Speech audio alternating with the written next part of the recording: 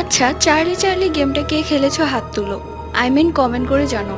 এটা দেখি সত্যি ভূত আসে নাকি বানোয়াট মিথ্যা কথা। আমার নাম নাদিয়া। সবার মতো আমিও বিশ্বাস করতাম না, ভাবতাম এটা মিথ্যে বানোয়াট। তাই আমরা চার বান্ধবী মিলে ঠিক করলাম আমরাও চার্লি চার্লি গেমটা খেলবো। সেই দিন মা খালার বাড়িতে গিয়েছিল, কেননা আমার খালা একটু অসুস্থ ছিল।